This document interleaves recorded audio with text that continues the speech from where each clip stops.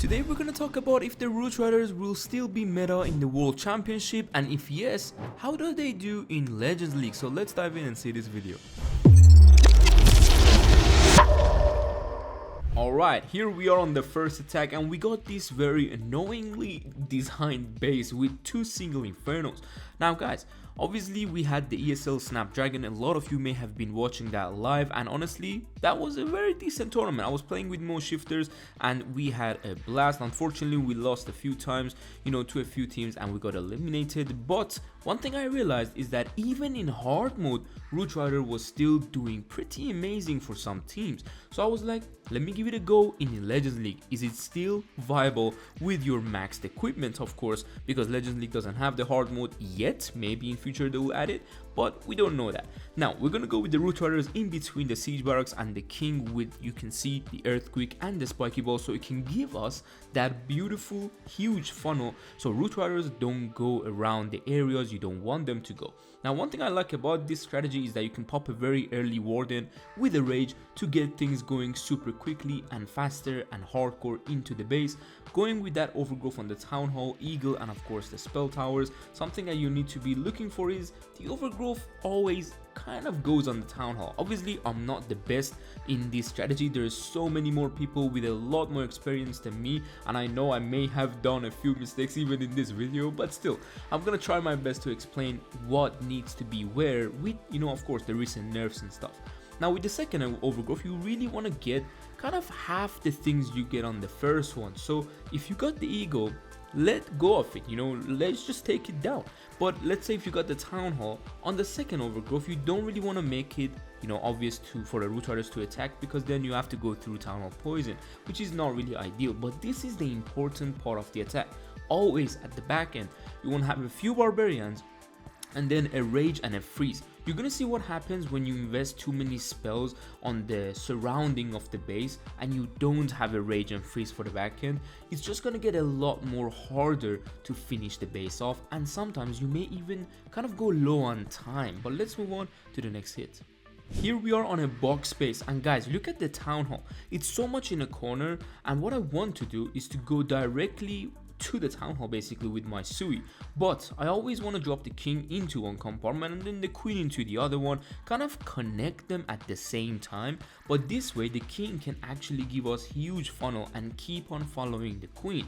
So Siege Barracks on the right side, and this is where I was kind of practicing in general on these Legends attacks, so I can kind of see if I can do this strategy in other tournaments as well, the ones that are hard mode or regular equipments, and also some of them you may need time. Now Headhunters for the King, we're gonna go in with a Rage Spell soon and that Warden ability. Look at the core. This is where you can overgrowth the entire core. Unfortunately I did miss that one multi-archer tower, which is gonna come in a bit annoying to the rest of the attack, but still we are doing just fine. Raging gonna be on the top side because we got decent defenses. Even though we had Valkyries and Root Riders, sometimes you don't need a Rage, but you can see I want to speed things up to go through. Now this is where the second overgrowth you have to keep thinking about, because the first one is going to run out, so have kind of way of what you got on the first one. Now I do have a Rage and Freeze. This is where I told you to keep it. I didn't need to invest these spells here, guys, okay? These RC and Hogs would have got that Ricochet Cannon, so I'm not doing it. But I did invest the Freeze, which you're gonna see what happens. The core still has some major defenses, and there is a lot of traps on this back end, so that means we are losing a lot of HP before reaching the core. This right here is where the Freeze would have helped a lot on those multi-infernos and the scatter shot, making sure the Queen also goes to the multi-archer tower, and everything would be just so much smoother. Now we're just gonna struggle a bit. We're losing on time. This is something if you're doing tournaments and if you're doing Root Rider attacks, you are losing on seconds. These seconds could be the same that you may lose a war because of it, so keep that in mind. And let's move on to the third hit. On another diamond base, and you can see the damage of this base is mainly around the Eagle with double spell towers, multi-infernos, expose, Eagle, and double hero. This area is where you want to avoid with the Root Riders and go around, but that's because the Town Hall is in a corner. That's just personally my thinking of Root Riders. Maybe a lot of people have different opinions, because of course a lot of people use the Root Riders. I wasn't even using it before that ESL Snapdragon, and honestly I understand why people are using it. It's just too strong. Now 1 or 2 barbarians are always used to funnel the siege barracks, and 1 or 2 barbarians are used to funnel the king, and then with my queen I can funnel back him inside or outside, wherever I want. Look at that earthquake. It's basically giving you the funnel you need. The P.E.K.K.A is giving you the funnel you need as well. And now you're taking down the town hall, also luring the CC to yourself and not the root riders. So your attack is faster and smoother. Now the tornado did cut us, so we're gonna be kind of in this tornado trap for a long time now. But you do have a skeleton spell which you can use for a core monolith or a single inferno, or use it with your Sui attacks. Of course, the part where you drop the king and queen, that's what I mean. Now this base basically did not even need that overgrowth, honestly. I think with the Valkyries, if I would have rage gem and these root riders, they would have just gone through this entire area.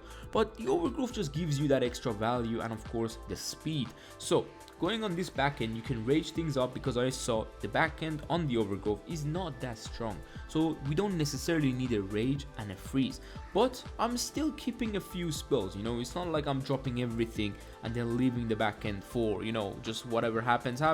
No, we do have the RC ability, which of course you want to keep for that overgrowth back end. It's going to be super helpful to pop, and she's going to be on a speed run to get that back end of the base. And honestly, this strategy is just still so much broken. I have not been using it, as I said on the past.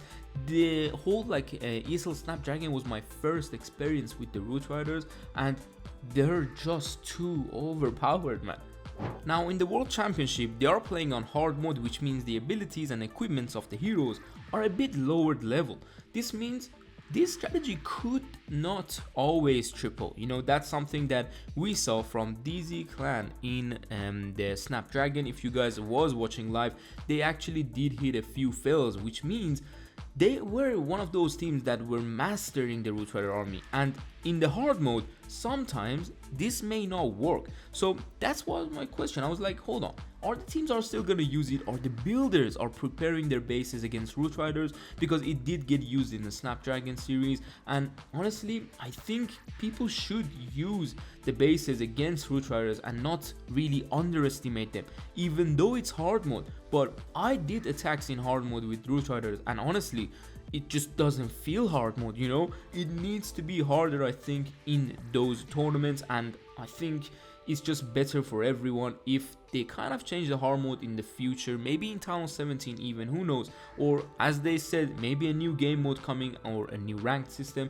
But still, Legends League will have no chance of defending this strategy. It's just too powerful. You got too many spells and too much army to get killed. You don't have that much defenses to defend the army, especially when you can see the overgrowth is covering half the base. Like, this is actually insane. But Root Riders still powerful with this certain strategy. You can see the, you know, spells. You can go with one overgrowth sometimes. I've seen people also do that, but you need to have good timings, of course, you know. But going with the RC ability, unfortunately tornado caught us. But hopefully you guys enjoyed this video, and if you were struggling with finding an army, maybe you can go back to Root Riders, who knows. But honestly, I don't want to see this army in Legends League, to be honest, man. It's just not fair, and I think we're gonna have a really crazy World Championship. But hopefully you guys enjoyed this video. See you soon, take care, and peace.